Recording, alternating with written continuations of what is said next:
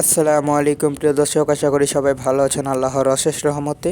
আজ 27শে ডিসেম্বর রোজ শনিবার কেমন থাকবে আগামী 24 ঘন্টার আবহাওয়া, আগামী কয়েকদিনের আবহাওয়া কেমন থাকবে এবং শৈত্যপ্রবাহ কেমন কাটতে পারে পুরো জানুয়ারি মাস জুড়ে।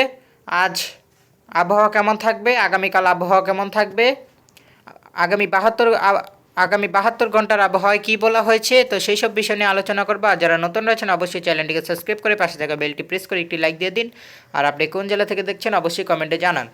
তো আমরা সরাসরি মেঘমালার চিত্রে আসার পর দেখতে পাচ্ছি যে এখানে কিন্তু ময়মনসিংহ এবং রংপুর, রাজশাহী কিন্তু ঘন কুয়াশায় ঢেকে রয়েছে এবং ঢাকা বিভাগের কাপাসিয়া এবং নাগারপুরে কিন্তু ঘন কুয়াশায় ঢেকে রয়েছে। তো আমরা দেখতে পাচ্ছি যে কিন্তু ময়মনসিংহের ত্রিশাল, ভালুকা এইসব বিভাগ জেলাতে কিন্তু ঘন কুয়াশায় ঢেকে রয়েছে, কিন্তু সকাল 10টা নাগাদ কিন্তু এই ময়মনসিংহ বিভাগ থেকে কিন্তু ঘন কুয়াশা বিদায় নিতে পারে। তারপর রংপুরে কিন্তু ঘন কুয়াশা পড়তে পারে। আমরা সকাল 10টা বাজে আসার পর দেখতে পাচ্ছি যে সকাল 10টায় রংপুরে কিন্তু ঘন কুয়াশা এসে পড়েছে, সেখানে কিন্তু ঘন কুয়াশায় ঢেকে রয়েছে অনেকগুলো জেলা এবং বিভাগগুলো। তা আমরা তারপর চলে যাব আমরা দুপুরের দিকে আসার পর দেখতে পাচ্ছি যে দুপুরের দিকে রংপুর, রাজশাহী, ঢাকা, খুলনা, বরিশালের আকাশ পরিষ্কার থাকতে পারে, তেমন কোনো মেঘের সম্ভাবনা আর দেখছি না।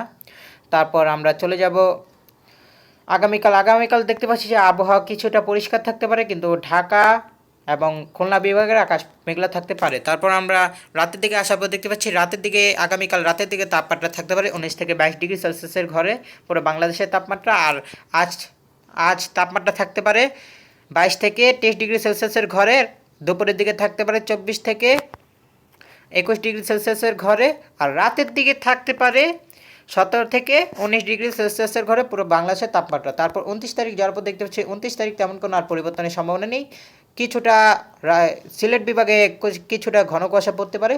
তারপর 1 তারিখ দেখতে পাচ্ছি যে 1 তারিখ কিন্তু 1 জানুয়ারি 2026 সাল, নতুন বছর।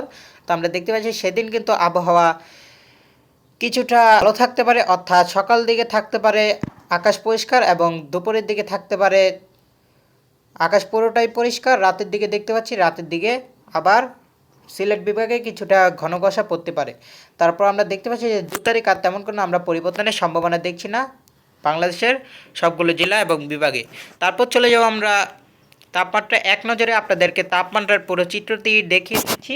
তো আমরা দেখতে পাচ্ছি যে আজ সকাল দিকে কিন্তু তাপমাত্রা থাকতে পারে 22 থেকে 24 ডিগ্রি সেলসিয়াসের ঘরে, দুপুর দিকে থাকতে পারে 19 থেকে 21 ডিগ্রি সেলসিয়াসের ঘরে এবং রাতের দিকে থাকতে পারে 17 থেকে 19 ডিগ্রি সেলসিয়াসের ঘরে পুরো বাংলাদেশের তাপমাত্রা, অর্থাৎ 3 বেলার তাপমাত্রা আপনাদেরকে জানিয়ে দিলাম। তারপর আমি চলে যাব সরাসরি সতর্কবার্তায়, অর্থাৎ চরম পূর্বাভাসে দেখতে পাচ্ছি যে তাপমাত্রা রয়েছে সকালের দিকে 24 থেকে 23 ডিগ্রি সেলসিয়াসের ঘরে পুরো বাংলাদেশের তাপমাত্রা কিন্তু এখন বিরাজমান রয়েছে, অর্থাৎ ঘন কুয়াশা রয়েছে সকাল দিকে। তারপর দেখতে পাচ্ছি যে তাপমাত্রা এখানে অনেক কম রয়েছে এখানে। তারপর 28, 29, 30 কয়েকদিন এমনই থাকতে পারে। তারপর উইন্ডিতে আসার পর দেখতে পাচ্ছি যে বাতাস থাকতে পারে এখানে সিলেট বিভাগের কিছু জেলায় ঠান্ডা বাতাস। তারপর আমরা দেখতে পাচ্ছি যে 30 তারিখ কিন্তু বাতাসের তীব্রতা বাড়তে পারে বরিশাল বিভাগে। তারপর 31 তারিখ দেখতে পাচ্ছি যে বাতাস পুরো বাংলাদেশের কয়েকটি বিভাগে কিন্তু ছড়িয়ে যেতে পারে, যেমন রংপুর, রাজশাহী এবং ঢাকা, চট্টগ্রাম এবং বরিশাল বিভাগে। তারপর দেখতে পাচ্ছি 1 তারিখ আর তেমন কোনো বাতাস দেখতে পাচ্ছি না কুমিল্লা এবং চট্টগ্রাম বিভাগে, কিন্তু রাজশাহী, রংপুর এবং ঢাকায় কিন্তু তীব্র বাতাস থাকতে পারে। তারপর বৃষ্টির তেমন কোনো সম্ভাবনা আমরা দেখতে পাচ্ছি না, বৃষ্টি তেমন কোনো নাই। তো আমরা বলতে পারছি যে আগামী কয়েকদিন আবহাওয়া পরিষ্কার থাকতে পারে, অর্থাৎ 1 তারিখ থেকে আবহাওয়াটা কিছুটা পরিষ্কার থাকতে পারে। আগামী 27, 28, 29, 30, 31 তারিখ পর্যন্ত এমনই আবহাওয়া থাকতে পারে এবং সকাল দিকে ঘন কুয়াশা থাকতে পারে, রাতের দিকে আকাশ পরিষ্কার থাকতে পারে, দুপুরের দিকে তাপমাত্রা থাকতে পারে 23 থেকে 24 ডিগ্রি সেলসিয়াসের ঘরে। তো আজকের মতো বিদায় নিচ্ছি, সবাই ভালো থাকুন, সুস্থ থাকুন, আল্লাহ হাফেজ।